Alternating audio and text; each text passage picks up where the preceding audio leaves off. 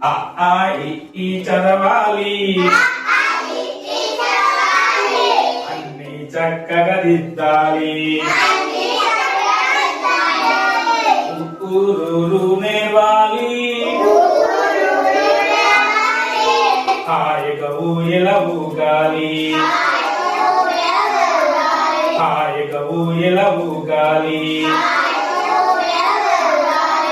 ఏ ఏ అయ్యని రాయాలి, ఎన్నో ఊసులు చెప్పాలి. ఓ ఓ అవ్వని నేర్వాలి, అం అహ అంటూ తినాలి, అం అహ అంటూ తినాలి.